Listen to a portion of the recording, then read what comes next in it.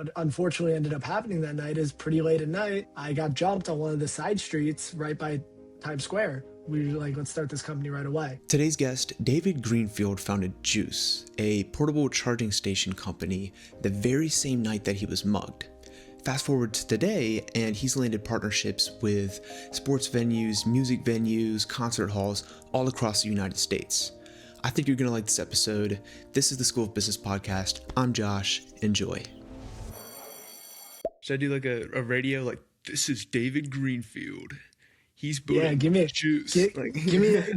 Give me a sick intro. All right, let's see what I got. This is David Greenfield, the founder of JUUCE. Is it just JUUCE, or do you like add like a juice? Just JUUCE, yeah. JUUCE, a mobile phone charging port company, taking over America. David, take it from here. Tell me what you do. Tell the audience what you do. I appreciate that intro, man. I always say JUUCE found me. And I'll tell you the story of how. Basically, about 5 years ago, I was visiting New York City. I'm a DC guy, so I didn't know New York City that well 5 years ago. I know it pretty well now. But I was out late with my now co-founder, Jake, and he had gone home earlier that night. So my phone died. I couldn't call an Uber, couldn't get directions, couldn't call for help. I didn't know how to get back to this place. So I was kind of stuck. And I was like, you know what? I'm going to walk to Times Square and I'll figure it out from there. And what unfortunately ended up happening that night is pretty late at night, I got jumped on one of the side streets right by Times Square. And it sucked. And I was pissed. And I was like, what the hell? How's it not possible you can't rent a phone charger while you're out, right? And that really sparked a moment. You know, it was a very scary moment. It was a very like flip of the switch type moment. And as soon as I ended up finding my way back to Jake's that night, we were like, let's start this company right away. And we did that same night. We pretty much had the ball rolling by the time it was the next day. And yeah, I mean, that's really how it all got started, is that moment. That's incredible. So like when you say you started it that night, like you get home, walk me through what you did. You get home, you open up your laptop, like what happened? Well, I was pissed, right? I was like almost like hellbent. I was like, there's gotta be a way. I wasn't even talking about the getting jump part. I already forgotten it happened. I was like, how is it possible that I'm walking around New York City with a dead phone and there's nowhere I can charge my phone? And I'm like, there's gotta be a solution for it. There's no way that something like this doesn't exist, or like we can't make something like this exist. I go online, I immediately type in like how to rent a phone charger, and I start doing some digging, and I find that in Asian markets, they have something like this, a kiosk where you can rent a portable charger that's got the cables built in. And I think to myself, like, why is this not in every single venue in the United States? And then it clicked for me. I'm like, oh, I'm going to do that. Man, it's like first of all, that's crazy, because you said you weren't even focused on getting jumped. Like you were just straight to like saying, "Oh shoot, here's an opportunity." Like that just in itself shows like the difference in entrepreneurial minded people versus the typical. I mean, man. So where did you go from there? Where'd you go from there? Yeah, so I mean, there's a lot of steps in starting a business, right? It's not as simple as like, oh, here's a cool idea, let me just run with it. You know, step one was really figuring out the viability for like the US market, whether we could actually manufacture and bring it to the US and stuff. So really we started off with, okay, well, let's see how we can get this product ourselves, or how could we make changes. So once we started looking at it, we started interviewing different manufacturers abroad, seeing what the options were, who would be a good partner for us. There's a big language barrier. But after we got kind of through that and we found the right partner and a great partner for us, we kind of dove in deep and said, hey, look, these kiosks need a lot of modifications before they're US consumer ready. You know, that the different economy, different consumer oriented way they go about everything in Asian markets. And so we made some pretty critical changes design-wise and software-wise within the kiosks, and then basically brought that into what our product is today. And that has evolved over 4 years of doing this business. But, you know, we had sort of the right product within about 3 to 4 months. And then we brought that over and started trying to introduce that to different venues across the US. Uh, Pretty much what happened right off the bat is no one was really interested. This is 4 years ago. There had been a couple of other companies in the space, very small. Like it still isn't at its scale that it's going to be. But it was so new that people were like, no, like, I don't know what that is. I'm not interested. So we did a Mm. lot of that for 6 months, a lot of showing it to people, trying to explain it, and a lot of them not getting it and saying no, which was okay at the time. But then, yeah, we found our first big break when I went back to my alma mater at University of Maryland. I talked to one of my old professors. He gave me some good advice. It connected me with the athletics department. And then they gave us our first shot and we nailed it. But when I think back to it, I'm like, the hardest part of this whole thing was getting literally anyone, like convincing literally anyone to let us put a charging station in their venue for the first time. And it's so easy during that period of time to quit and be like, this is not gonna, like, why am I doing this? Plus, people are being like, what the fuck are you doing? Like, but it's while you're not getting anyone signed up and no one is interested that it makes no sense to other Hmm. people. I got two questions. First of all, why didn't you give up? Like, how did you know that to keep going?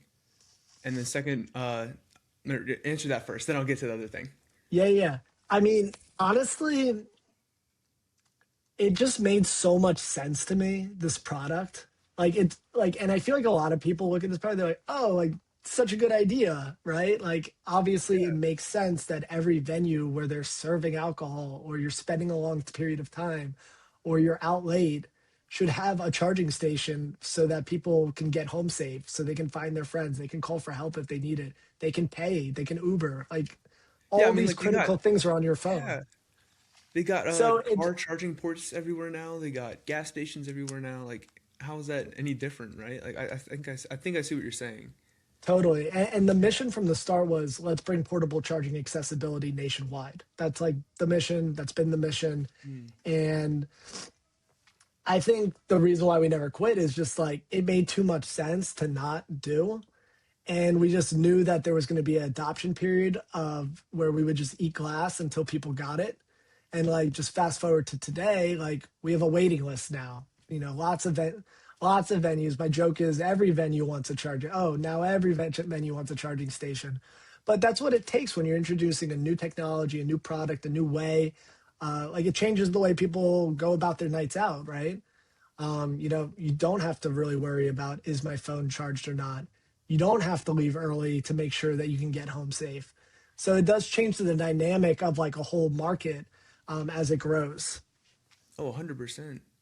And like, would you say that knowing that deep down inside has like helped you to keep going? Because I feel like so many people try to like manufacture actual care for their product. You know what I'm saying? But it seems like you got like a pretty deep belief that like, hey, this is gonna help people out. Yeah, I mean, the fuel was always like, this makes too much sense, but Yeah. also like was very passionate about like my origin story and making sure that no one else ever had this problem. So I think like all those things combined. And then we started like once we started getting our first big breaks, like our first big break was really big when we got into like University of Maryland, and then that parlayed into like a much larger national national partnership deal with Playfly Sports, where you know we now are in tons of different Division 1 college football and basketball stadiums. So that really put us in the map in year one. And that was really like the turning point where we're like, okay, this is something viable, something we can keep going with, and we can grow further. And I think just looking back, it kind of went the way you would expect, which is like, of course, you're going to get no traction for a year. But then, like, once it hits, it kind of hits. Yeah, like would you say that's like a common pattern you see a lot among businesses? Yeah, like I know a ton of other founders too who are like, you know, in year one of their journey and they're like, oh, like everything just started clicking. And Mm-hmm. I'm like, and even maybe not so much clicking, but like, oh, we got our first customer, or oh, like I'm going from customer 1 to 10 now. Like there is that period of time prior to getting any traction that's really tough to get through. And that's where like you almost have to be blind to it and delusional about it. Be like, yeah, no, it's going to come. Like, even though that there's no path that you see coming towards it. For us, that was over 3 years ago. But like, I remember like it was yesterday, like how every day was just about getting told no and having to deal with it and then refine what we were doing until we got a yes. Would you say going through that period of constantly getting shit on basically makes things now seem like less of a struggle, if that makes sense? Like, did it build up your emotional resilience at all? Yeah, I mean, it makes you a really tough, strong person. Like, I always think about it as like that is such a character builder to like go through something really difficult for Mm, a really long period of time and not give up is a super strong character builder. And like I can see it translate to other parts of my life or, even my team. Like I see it up like it is hard to like it is hard to knock us down. Like I don't think you actually like can because I have this right above my desk. It says it's a Rocky Balboa quote. It says it ain't about how hard you hit, it's about how hard you can get hit and keep moving forward. And yeah. it's right there as a big sign. It's my only sign like in my room. And I got Rocky right there. I'm from Philly. Oh yeah.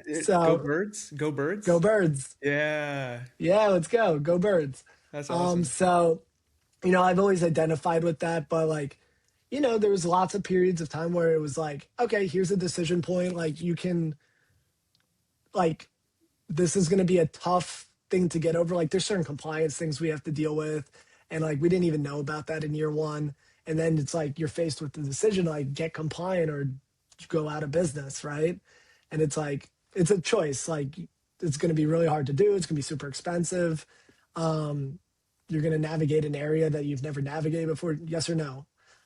We definitely had like four of those hurdles in year one, maybe year 1.5, where it was like we should stop now, but or we should keep going, and we always chose to keep going. And I think every business is faced with that too. I guess it's different for everyone, but we definitely face some of those like turn back now before it's too late type moments. Yeah. So now back to the professor, right? What made you go to him and talk to him about this? Because you said were struggling up until that point, right?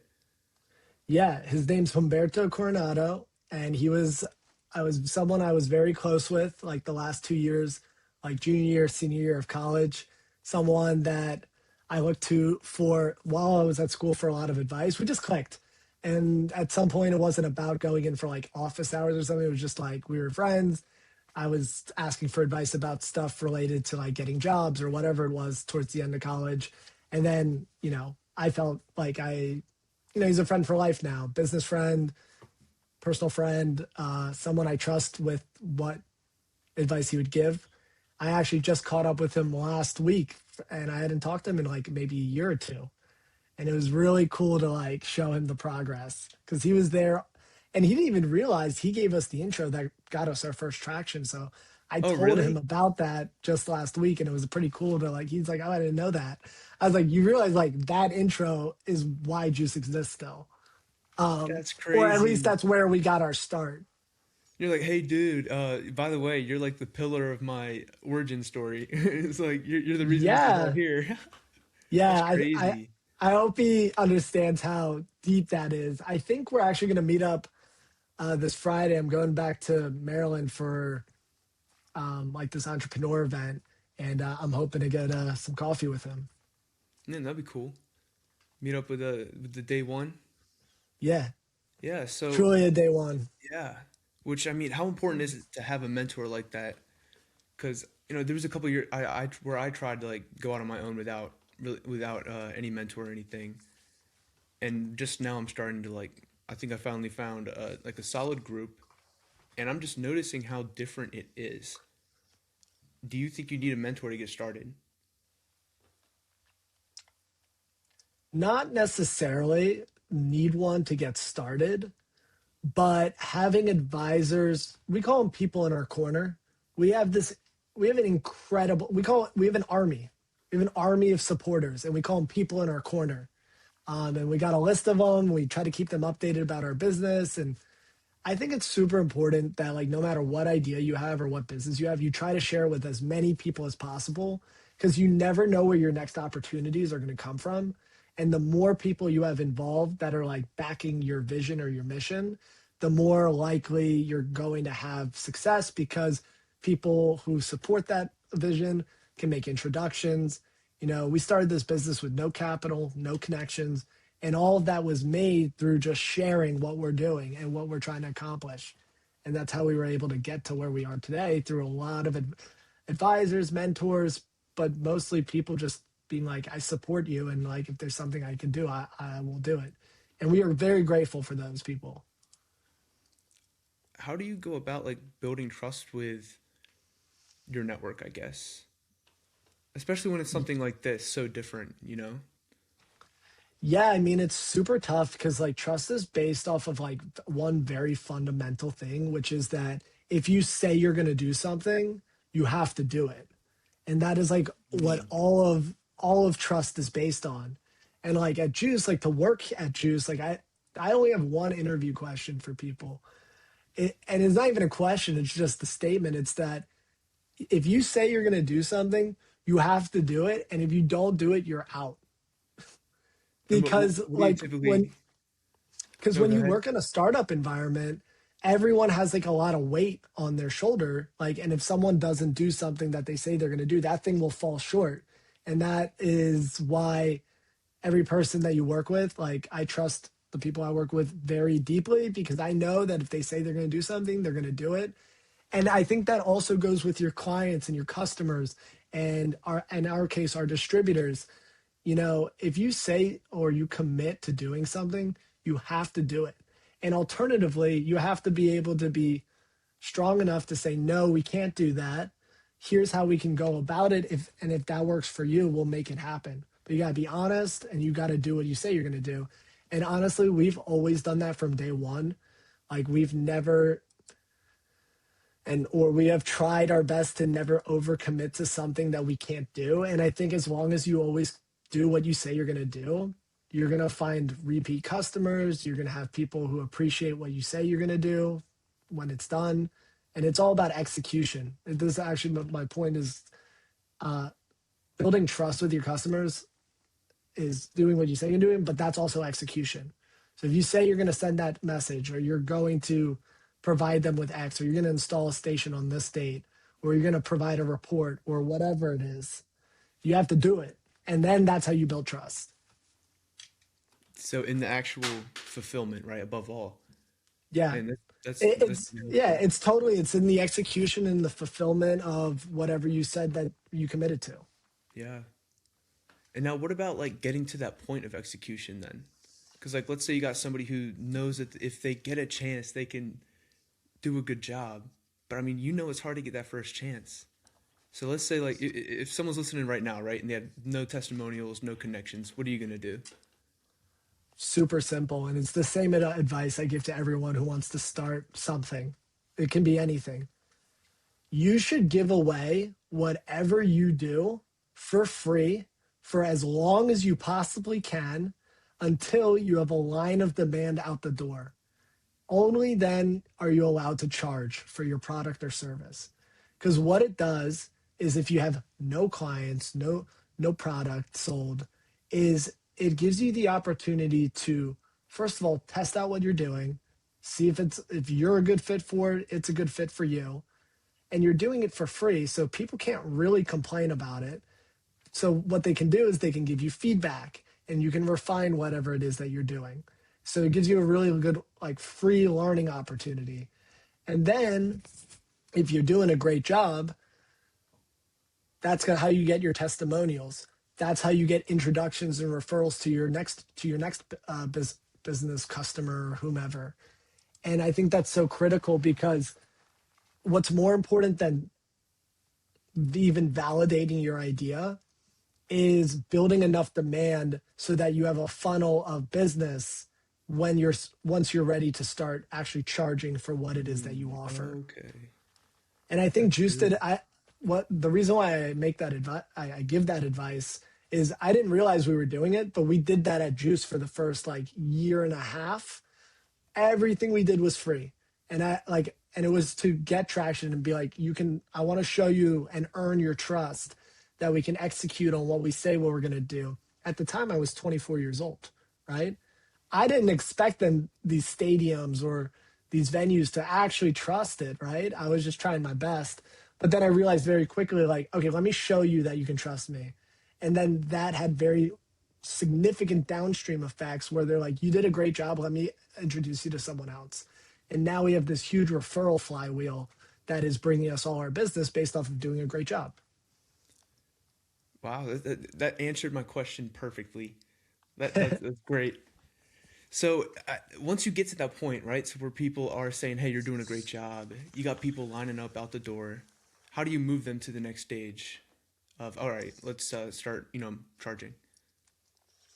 Yeah, I mean, in our business, it's all about venue acquisition and distribution partner acquisition, and then actually getting the stations logistically in the door, and then making sure there's good customer support on the back end.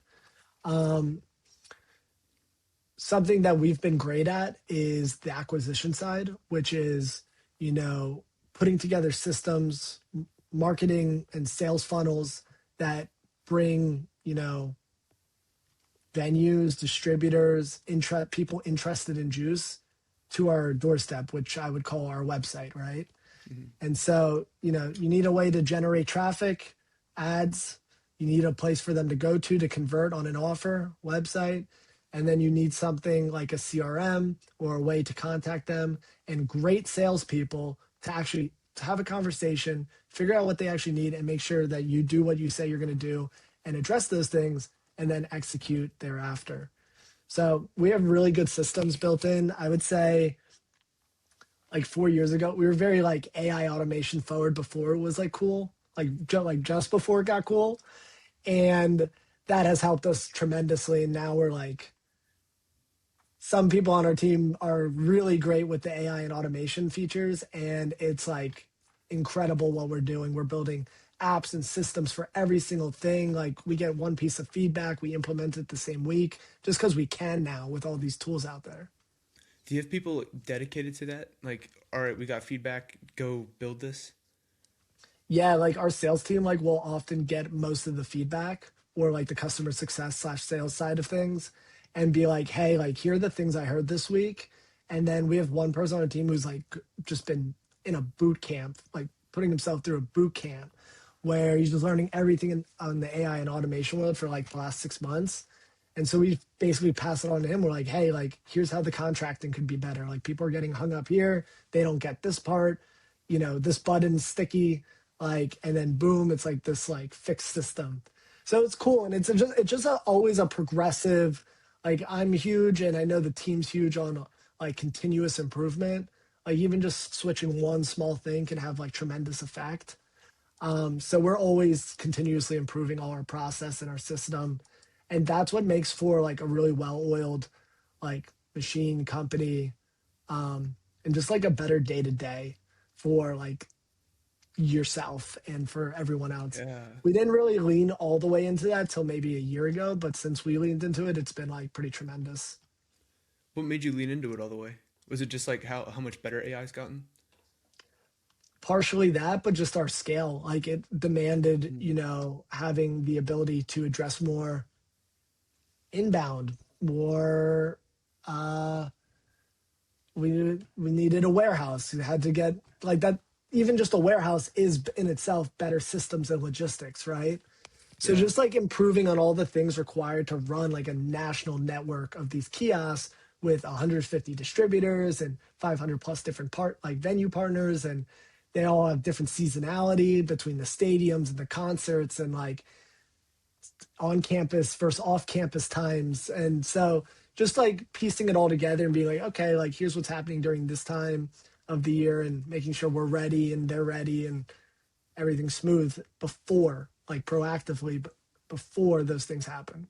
Right. So you're not like scrambling around on the spot, right? Trying to figure things out like last minute.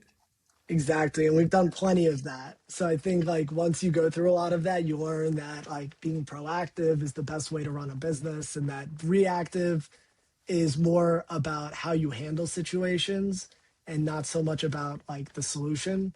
Like that's another topic, but the topic is that, you know, partners appreciate how you handle things. And if you go about it in a like I'm gonna fix it kind of way and go above and beyond, you can retain a lot of trust even if you miss on whatever you say you're gonna deliver on.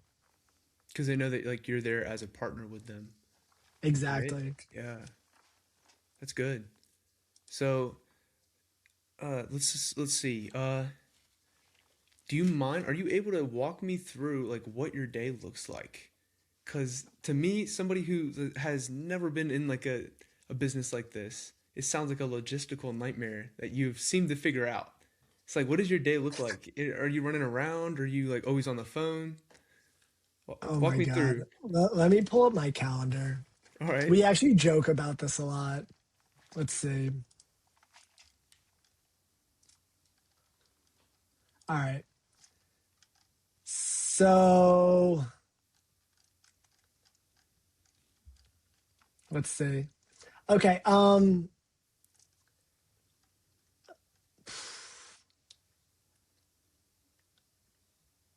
Let me see how to answer this. I'm Um, getting nervous.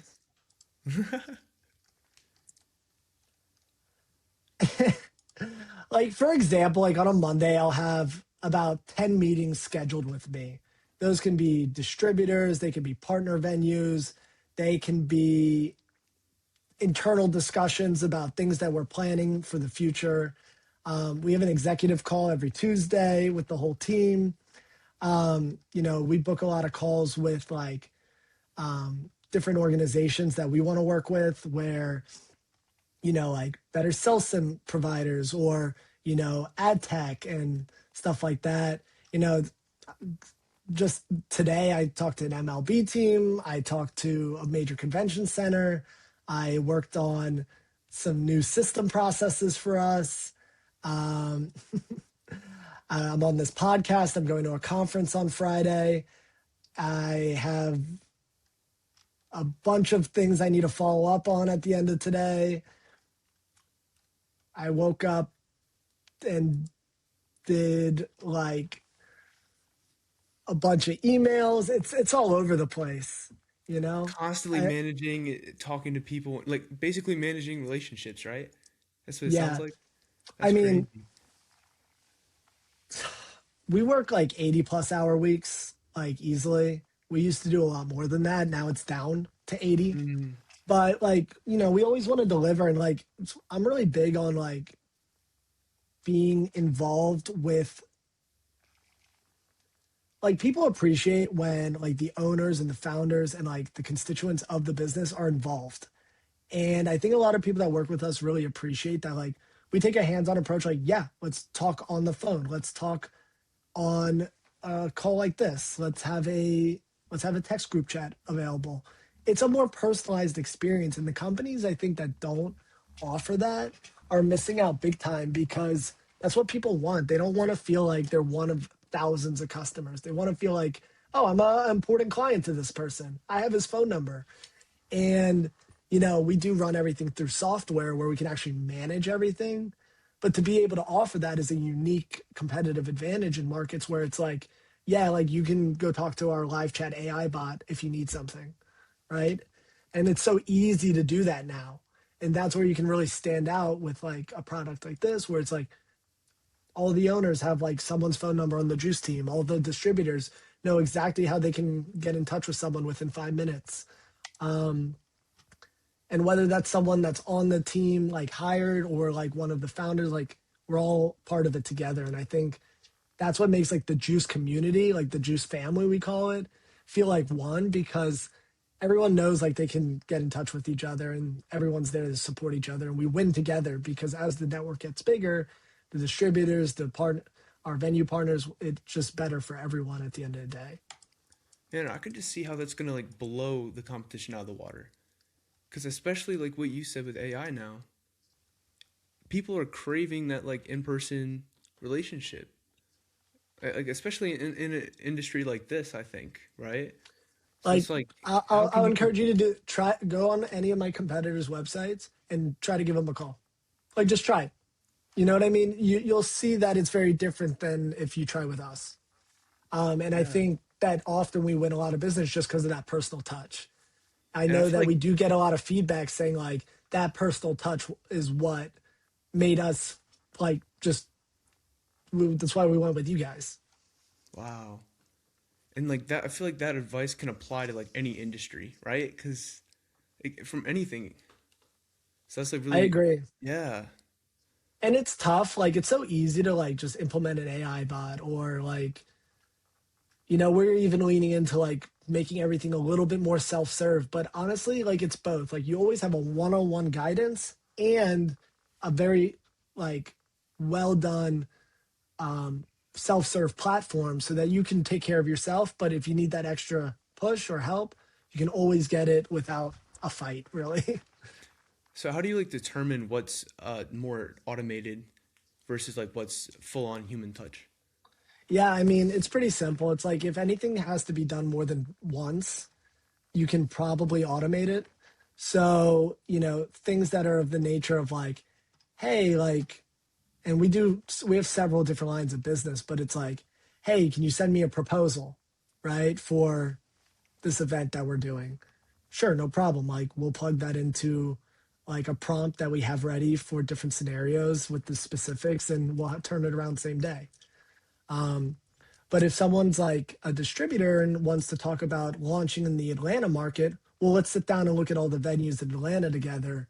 And of course, we can go use like Gemini, ChatGPT, or Claude to look them up. But like, let's actually take a look at those venues and discuss like why we think those venues are going to be the best ones to um, to pitch. And what we also do during that time period is not just really teach them how to pitch, but also how to have the self confidence to go do it. Because once you start hearing Mm. it and you said you're David or Daniel or someone from the team talking about it, you're like, oh, I can say that too. I can do that. I'll go in there and shake their hand. That makes sense. And it instills a lot of confidence. I think that's why our distribution partner network is like really successful and also is like doing amazing right now because a lot of people are like feeling inspired by what's possible. And like, so basically, it comes down to great leadership, right? To how those Could guys be. on the team show up, and then the other, like you said, it kind of rubs off on the other guys, right? It could be. It could be. I'm very I hold a very high standard of like quality, and if you say you're going to do something you have to do it, so I hold you to it. But at the end of the day, like if you know that's the base level that you just have to do what you say you're going to do, you're going to commit to certain things and do it all the way through, and you're going to not commit to certain things, and someone else is going to do that. And I think that's also led to everyone really finding their strengths within the company, and that has been maybe our biggest unlock because now we were all working on like the same stuff for a couple of years there. Now everyone's working on completely different stuff. It's all complementary. I'm really good at what I do. I don't touch what the other guys do. They pull us in as needed, right? But that it just makes for so much, it's so much more powerful, especially at the You're, smaller scale. yeah, definitely. And I mean, I was just gonna say, it sounds like your leadership style is kind of similar to Elon Musk's. I don't know if you've like studied him at all, but he says like a lot of the same. He has a lot of the same mindsets around this stuff. I mean, he knows what he's talking about. But yeah, I mean, like one of the other things that's like part of like my ethos is like you cannot take no for an answer until they say no, Mm, right? So you have to always keep pushing until you get what you want. And like that is one of the biggest like that's the biggest entrepreneurial thing, right? Because they will tell you no or they'll say not answer or they won't care about what you're offering until you make them care. And that is a very tough skill because you have to text them 100 times or and not everyone's willing to be like no not everyone is okay with like being annoying or being what's called dogged, which is just being unrelentlessly going for it. um I think that's what Elon has a lot of. He's just dogged. Like you could not tell him that he can't do that. He'll say, oh yeah, I'll do it this month, you know and that is a whole element to being like can't be stopped kind of vibe. and then especially as a leader, right? You see a problem instead of waiting around for somebody to solve it. you jump right in and solve it yourself, right? Like you said, like I think you said you're very hands on, right? So Yeah. it's just Like yeah. all that, like I'm big on like someone either volunteer to fix it or I'll fix it. Like Mm, that's all. That's like kind of like whoever's best that can do it. Unless you say you're not going to do it, which is okay to say around here, then like I'm gonna get started on it, right? And of course, like everything has priorities, and it's like we're not just fixing every little thing whenever it pops up, but it does get added to a parking lot list where it's pretty long, and everything gets checked off there at some point. how do you prioritize that list? Do you have a framework or anything? There's like your emergency level, like okay, drop everything, and this is getting done right now. And then there's like, okay, what has the best impact on our business? Or like, if we were to solve this, can it solve a lot of other things? And then that gets done next. And then like the parking lot list is just like a bunch of nice to haves. Okay, yeah, that makes sense. So it's, like in the moment, I don't know if you ever feel this, but like you have an idea, right? And it starts pulling your attention. You write it down, then come back to it like an hour later, and it's like, not that important. Yeah, totally. Like, honestly, like you said it well. Like, something in the moment can feel super critical. And I think for me, when it happens multiple times, that's when I'm like, okay, this is like getting moved up on the priority list because now it's been critical multiple times. And it's nice to have a team where like we can share these things like, hey, like what was critical for you today? Well, like I was trying to onboard this guy and like again, this happened. And it's like, okay, let's fix that because like you shouldn't be stressed out about that. But that should be an easy fix. Or it's not an easy fix, but the solution will make things easier to do business. Right. Okay. I see it. Now, let's see. I want to talk a little bit about instilling this type of culture to your team. You said earlier that you asked them pretty much just one question, or you make the one statement, right? And it's like, can you? What was it? You can. Are you going to do what you say, right? It's if you say you're going to do something, you have to do it. Okay, yeah. If yeah, is there anything else that you do to kind of make sure that you have the right people who are a fit for your team? Well, we're a small team. I mean, the core founder group is myself, Daniel, our COO, and Jake, our CFO.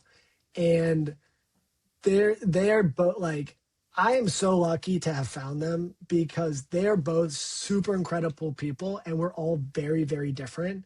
And we laugh about how different we are sometimes and be like, this is why this works. Cause like Daniel is so friendly and so good at sales and so good at well, being logistical about how we get things done.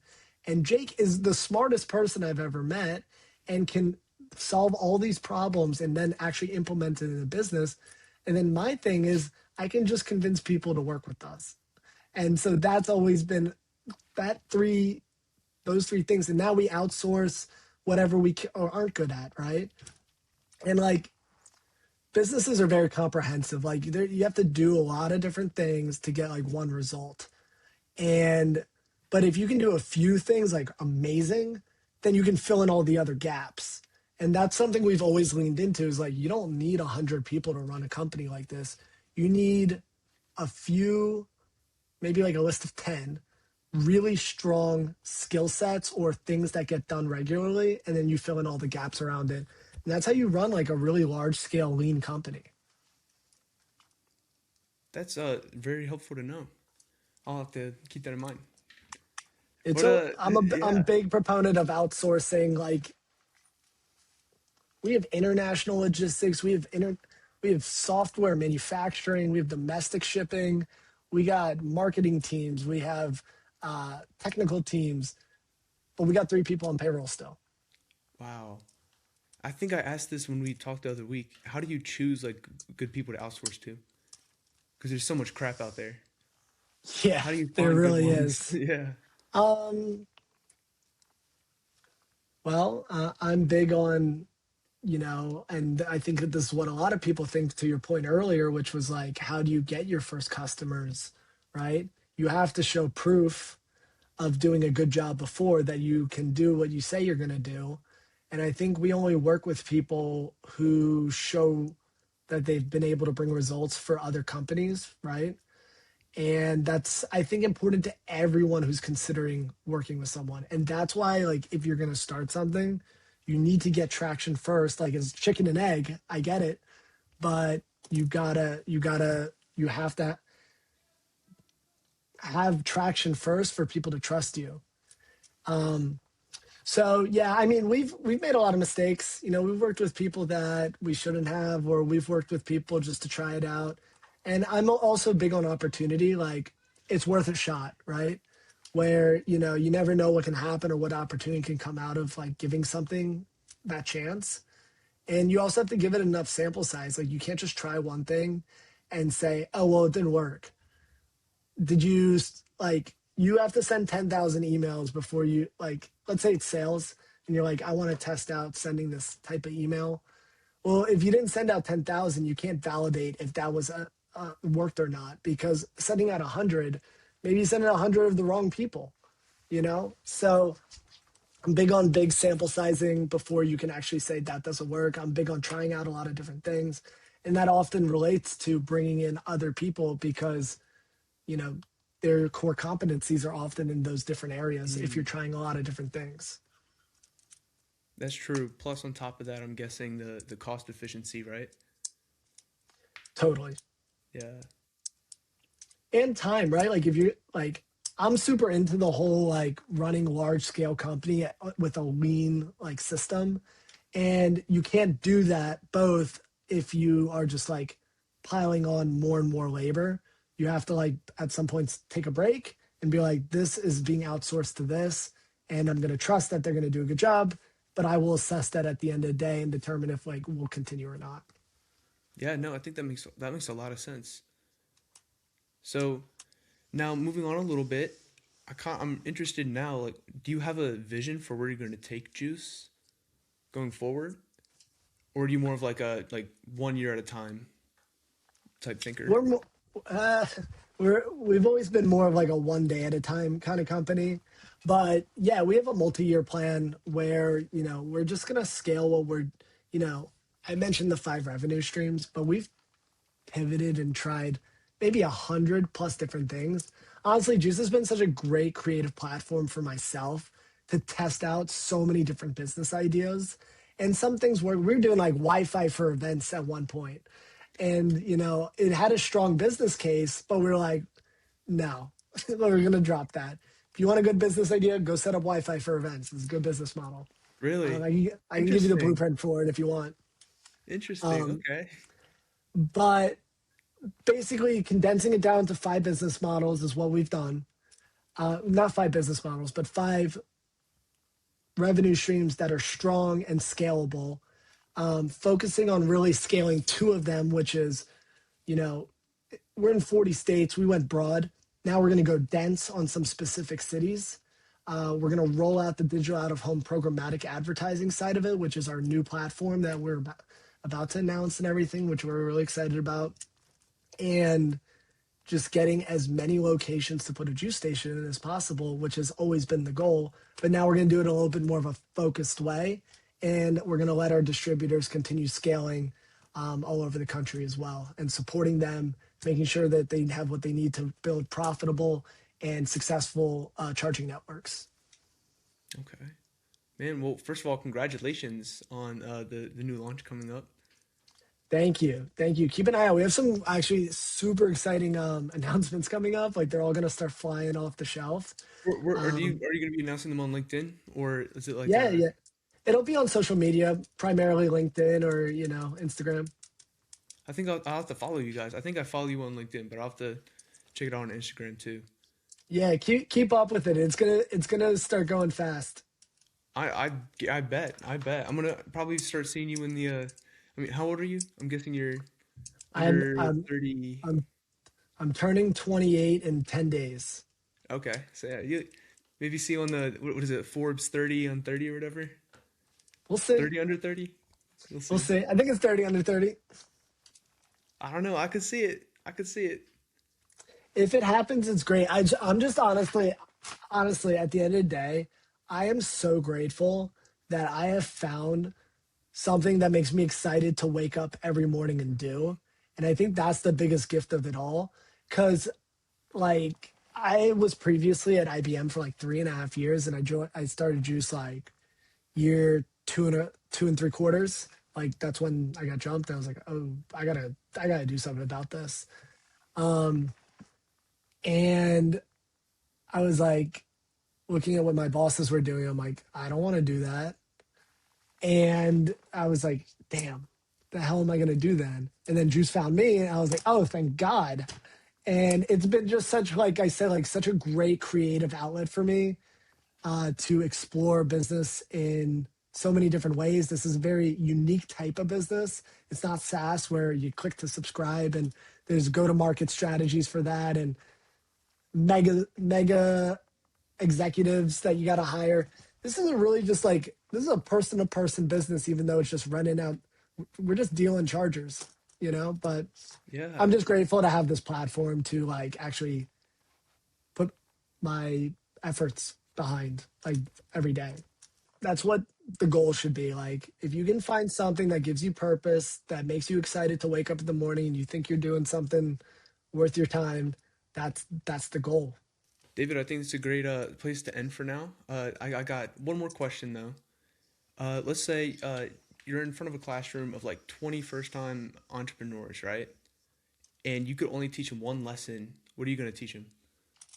I'm going to go back to what I said earlier, which is if you have an idea and you have a product or service that you want to launch and you have no customers, give away whatever you're doing for free for as long as you possibly can until people are basically asking you to take their money. And you will have a successful business if you do it that way. That's all I got for you today on this episode of the School of Business podcast. If you like what you heard, go to Spotify or Apple Podcasts and check us out there. Otherwise, if you think you got a story that you'd like to share with the next generation of entrepreneurs, DM me on LinkedIn and I'll make sure to respond to you personally and we can talk about you coming on the show. Otherwise, have a great day.